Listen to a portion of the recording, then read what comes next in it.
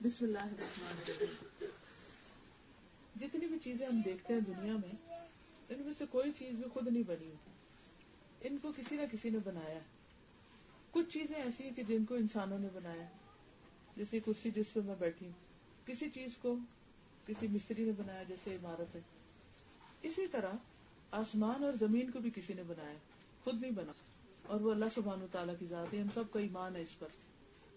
جو کچھ اس نے پیدا کیا ہے اس میں کچھ چیزیں ایسی ہیں کہ جو ایک جگہ کھڑی ہیں جب سے اللہ نے پیدا کیا، جیسے پہاڑ وہیں کھڑے ہیں. جب زلزلہ آتا ہے اللہ کے حکم سے ہل جاتے ہیں اپنی جگہ سے تھوڑا بہت، اور یہ ان کی اطاعت ہے. کھڑے رہو، کھڑے کھڑے کھڑے قیامت تک کھڑے. کچھ چیزیں ایسی ہیں جھکی ہوئی ہیں، جیسے پودے ہیں، کچھ درخت ہیں، تو آپ نے دیکھا ہوگا ان کی شاخیں نیچے کو جھک جاتی. کھجور کا درخت ہے، اس کی شاخیں جھک جاتی، جھکے کھڑے ہیں، جھکے کھڑے ہیں، جھکے کھڑے ہیں. اسی طرح جانور ہیں، جیسے گائے بھینس وغیرہ آپ دیکھتے ہیں تو وہ رکوع کی پوزیشن میں، جیسے ہم تو سیدھے کھڑے ہوتے ہیں نا، تو وہ ہر وقت ان کی کمر سیدھی ہوتی جیسے رکوع کی کنڈیشن ہوتی. کچھ چیزیں ایسی ہیں جیسے کچھ سجدے میں پڑا ہوا، جیسے سانپ ہے، یہ کچھ پیٹ کے پل زمین پر رینگتے. اللہ نے جس چیز جیسے بنایا وہ اس پر راضی اور خوش ہے اور اپنا اپنا کام کر رہا ہے. لیکن اللہ تعالیٰ نے جو انسان کو پیدا کیا، یہ اس کی سب سے بہترین مخلوق ہے. کس طرح انسان سیدھا چلتا ہے، بہترین نقش و نگار ہے. ہمارے چہرے کتنے صاف ہیں، کوئی ان کے اوپر ریچھوں کی طرح یا بندروں کی طرح بال نہیں. آنکھیں کتنی مناسب جگہ پر ہیں، منہ کس طرح، دانت کتنے خوبصورت، ہر چیز اپنی جگہ پر ہے. پھر ہمیں ہنسنا، کھیلنا، بولنا، یہ ساری چیزیں سکھائی. یہ سب اللہ سبحانہ وتعالیٰ کا بہت بڑا انعام ہے ہم پر. کبھی میں غور کرتی ہوں کہ کس طرح انسان زمین پر چل پھر رہے ہیں. اللہ نے پیدا کیا، پہاڑ نہیں چل سکتے لیکن انسان چل رہا ہے. ایک ایک قدم اٹھاتے ہیں، ہم چلتے جاتے ہیں. کبھی ہم نے اس پر شکر تو ادا نہیں کیا کہ اللہ نے ہمیں چلنا سکھایا، اور وہ بھی 2 پاؤں پہ. آپ دیکھیں ہمارا وزن کتنا زیادہ ہوتا ہے لیکن پاؤں کتنے چھوٹے چھوٹے ہوتے ہیں. تو کیسے اللہ تعالیٰ نے انسان کے جسم کے اندر ایک ایسا بیلنس رکھا ہے، ایک ایسی قوت رکھی ہے کہ وہ آرام سے چلتا چلا جا رہا ہے. درخت نہیں چل سکتے، گائے بھینسیں بھاگ نہیں سکتی، لیکن انسان چاہے تو بھاگے چاہے تو آرام سے چلے، اور اس کا چلنا پھرنا کتنا ہلکا پھلکا ہے. یہ سب کچھ اللہ سبحانہ وتعالیٰ کا کیا ہوا ہے، اور اس کی نعمتیں اور اس کی قدرتیں بے شمار ہیں جن کا کوئی شمار ہی نہیں. اللہ تعالیٰ قرآن پاک میں فرماتے ہیں کہ وَإِن تَعُدُّوا نِعْمَتَ اللَّهِ لَا تُحْصُوهَا، اگر تم اللہ کی نعمتوں کو گننا چاہو تو گن نہیں سکتے، اتنی بے شمار ہیں اس کی نعمتیں. اس کے برعکس ہم انسان ان ساری نعمتوں کو استعمال کر کے کیا کر رہے ہیں، اس پر ہم سب کو غور کرنا چاہیے.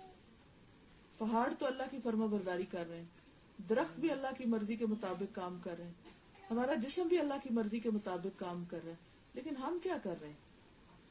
ہمیں سوچنا چاہیے کہ کیا ہم بھی اللہ کی مرضی کے مطابق کام کر رہے ہیں یا نہیں کر رہے.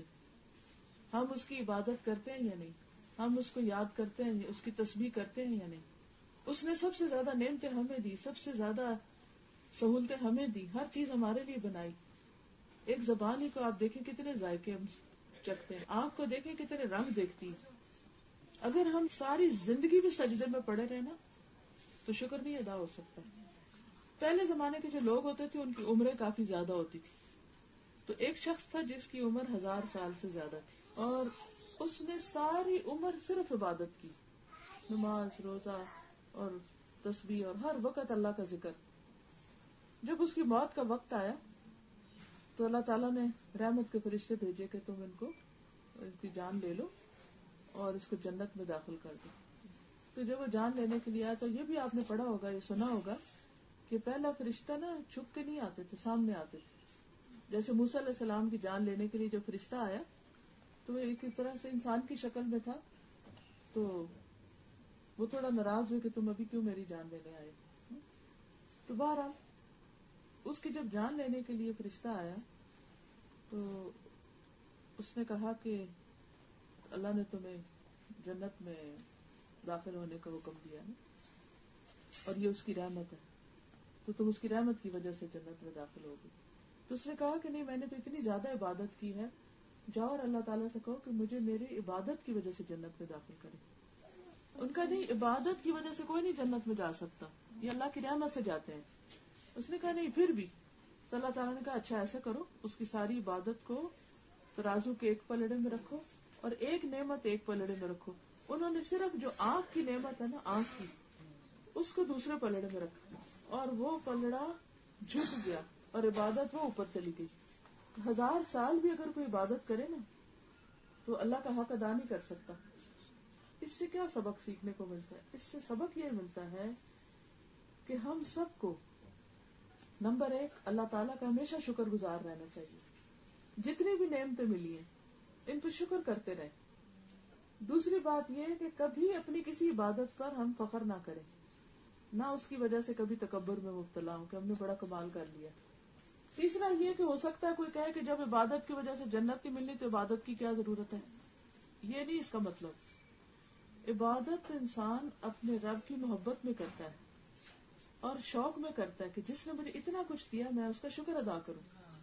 اور جب انسان اللہ کا شکر ادا کرتا ہے اور شکر کی وجہ سے وہ عبادت کرتا ہے تو اللہ تعالیٰ اس بندے سے خوش ہو جاتے ہیں, راضی ہوتے ہیں.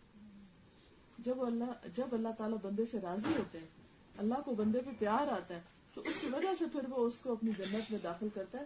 کیونکہ اللہ تعالیٰ فرماتا ہے جنت کو کہ انتی رحمتی, جنت تو میری رحمت ہے, تیرے ذریعے میں جس پہ چاہوں رحم کروں.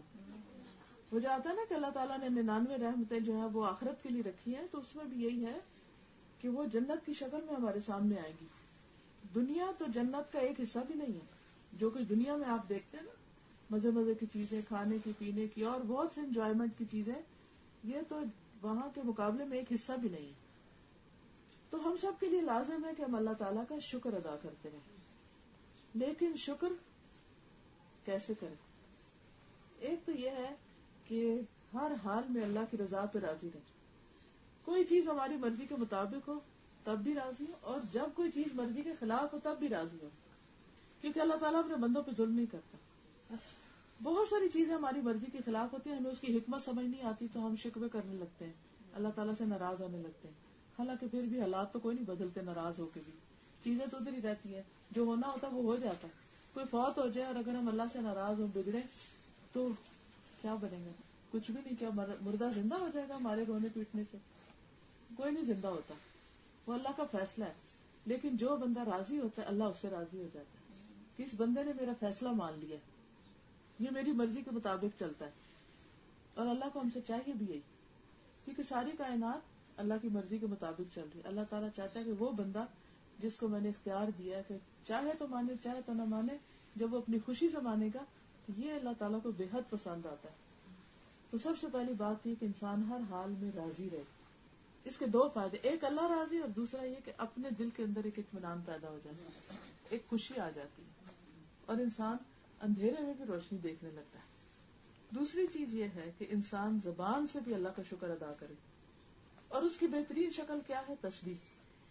اٹھتے بیٹھتے چلتے پھرتے رات کو بستر پہ لیٹ کے تسبیح کرنی چاہیے.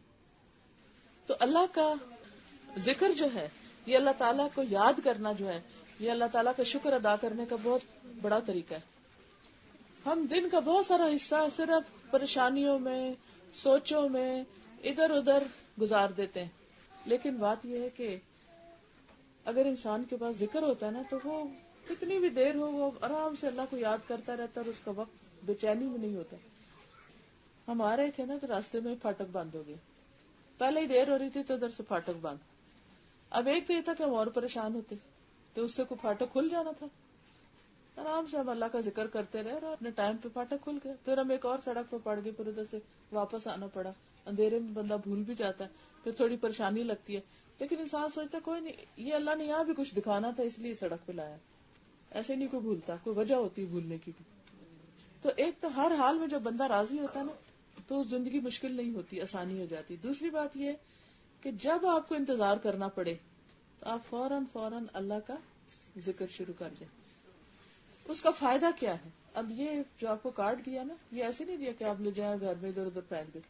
یہ آپ نے اپنے گھر جا کے ایک جیسے وہ کارڈ ٹانگا ہوا نا، اتنا اونچا نہیں ٹانگنا کہ پتہ نہ چلے، بس اتنا کہ جس سے نظر آ جائے. ایک پن لے کے اس کو دیوار کے اندر کیل لگا کے لگا دیں تاکہ آپ کو یاد رہے کہ آپ نے کیا کیا پڑھنا ہے. جب بندہ ذکر کرتا ہے نا اللہ کا، اللہ کو یاد کرتا ہے، تو اللہ تعالیٰ اس بندے کو یاد کرتا ہے. فاذکرونی اذکرکم. ہم بندوں میں بیٹھ کے یاد کرتے ہیں یا اپنے دل میں اکیلے یاد کرتے ہیں، تو اللہ تعالیٰ فرشتوں کی مجلس میں اس بندے کو یاد کرتے کہ دیکھو فلاں میرا بندہ فلاں جگہ پر بیٹھ کر مجھے یاد کر رہا ہے. یہ جو ذکر ہم نے لکھے ان کی اپنی فضیلت بھی ہے، لیکن 1 منٹ میں کتنی دفعہ پڑھ سکتے ہیں وہ گن کے ہم نے یہاں لکھا ہے. جیسے استغفر اللہ ہے، 1 منٹ میں 50 سے زیادہ مرتبہ ہم پڑھ سکتے ہیں، لیکن کتنے منٹ ہم چپ کر کے بیٹھے رہتے ہیں، کچھ بھی نہیں پڑھتے. نبی صلی اللہ علیہ وسلم ایک دن میں 70 سے 100 بار استغفار کرتے تھے، حالانکہ آپ اللہ کے نبی تھے. دوسری چیز سورۃ نوح میں آتا ہے کہ جو استغفار کرے گا اللہ تعالیٰ اس کو معاف کر دے گا، اس کے گناہ معاف کر دے گا، اس کو مال اور بیٹوں سے نوازے گا.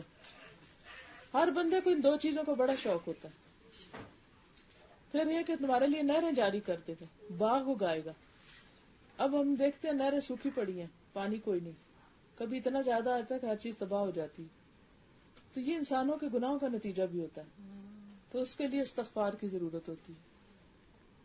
اب اگر جتنے بھی کسان بھائی ہیں، یہ جتنے بھی لوگ ہیں، اگر سارے استغفار پڑھیں تو اللہ تعالیٰ کی رحمتیں برسیں، باغ اور فصلیں ہو گئے، نہریں جاری ہوں، ہر طرف خوشحالی ہو. دوسرا ذکر ہے لا حول ولا قوت الا باللہ. 1 منٹ میں 30 سے زیادہ مرتبہ پڑھ لیتا بندہ. حدیث میں آتا ہے یہ جنت کے خزانوں میں سے. دنیا میں اللہ نے جنت کا خزانہ ہمیں دے دیا ہے، لیکن ہم اسے پکڑتے ہی نہیں، پڑھتے ہی نہیں. پھر ہے حسبنا اللہ و نعم الوکیل. 31 سے 33 بار پڑھا جا سکتا ہے. حضرت ابراہیم علیہ السلام نے جب انہیں آگ میں پھینکا جا رہا تھا تو انہوں نے یہی کلمہ پڑھا تھا، حسبی اللہ و نعم الوکیل، اللہ مجھے کافی ہے. تو اس سے کیا ہوا؟ آگ گلو گلزار بن گئی اور ان کو جسم کو کچھ بھی نہیں لگا. کتنا بڑا معجزہ ہے. آگ تو ہر چیز کو جلا جاتی ہے، لیکن ان کے جسم کو آگ نے نہیں جلایا، اور یہی کلمہ پڑھا تھا. بعض اوقات ایسی مشکل آتی ہے انسان کہتے کیا کروں، تو فوراً پڑھے حسبی اللہ و نعم الوکیل. بندہ کچھ نہیں، اللہ ہی سب کچھ کرنے والا ہے، اور وہ ایک ہی کافی ہے. پھر اسی طرح نبی صلی اللہ علیہ وسلم کو جب کوئی مشکل وقت پیش آتا تو آپ پڑھتے یا حی یا قیوم برحمتک استغیث. یہ بھی 1 منٹ میں 20 سے 22 بار پڑھ سکتا ہے بندہ. پھر اگر دل پہ کوئی غم ہو، دکھ ہو، درد ہو، اس وقت یہ کلمات نبی صلی اللہ علیہ وسلم نے حضرت اسما کو سکھائے تھے، اللہ اللہ ربی لا اشرک بہ شیئا. پھر سبحان اللہ و بحمدہ سبحان اللہ العظیم. 2 کلمے ہیں، زبان پہ بہت ہلکے ہیں، میزان میں بہت بھاری ہیں، اور اللہ تعالیٰ کو بہت ہی پیارے ہیں. پھر درود شریف پڑھنا، اللہم صلی علی محمد وعلی آل محمد. اور کثرت سے درود پڑھنا جو ہے نا ہر دکھ، غم اور رنج سے نجات کا ذریعہ. کوئی آپ کا دل ایسے ہی بھاری ہو رہا ہے، اداس ہو رہا ہے، پریشانی ہو رہی ہے، فوراً درود شریف شروع کر دے. آپ دیکھیں گے ایک تسبیح پڑھ کے ہٹیں گے تو آپ ایسے لگے کہ کندھوں سے بوجھ ہٹ گیا کوئی. پھر لا الہ الا انت سبحانک انی کنت من الظالمین. حضرت یونس نے مچھلی کے پیٹ میں اس کو پڑھا تھا تو اللہ تعالیٰ نے ان کی دعا قبول کی اور ان کو غم سے نجات دی. پھر لا الہ الا اللہ وحدہ لا شریک لہ لہ الملک ولہ الحمد وہو علی کل شیء قدیر. حدیث میں آتا ہے کہ جس شخص نے 10 بار یہ کلمات پڑھے تو اسے حضرت اسماعیل کی اولاد میں سے 4 غلام آزاد کرنے کا ثواب ملے گا. تو اس لیے 10 دفعہ صبح 10 دفعہ شام پڑھ لیں. کس کے پاس اتنا صدقہ، اتنا مال ہے کہ اتنا صدقہ کرے گا. ذکر الہی جو ہے نا، اس سے زیادہ کوئی چیز عذاب سے انسان کو نہیں نجات دلا سکتی. دنیا کی تکلیفوں میں بھی اور آخرت کی تکلیفوں کے لیے بھی اللہ کا ذکر سب سے بہترین چیز ہے. تو مجھے امید ہے کہ انشاءاللہ آج کے بعد آپ ان اذکار کی پابندی کریں گے. اور ہم اللہ کی محبت میں صرف یہاں آئے ہیں اور ان بچیوں کو تھوڑا سا شاباش دینے کے لیے کہ یہ پڑھ کر آئی ہیں، اور آپ سب سے میں یہی کہوں گی کہ ان سے آپ فائدہ اٹھائیں. یہ آپ دیکھیں کہ ایک کارڈ کے اوپر چند جملے ہیں نا، ان کو پڑھنے سے دنیا آخرت کی مشکلات آسان ہوتی ہیں.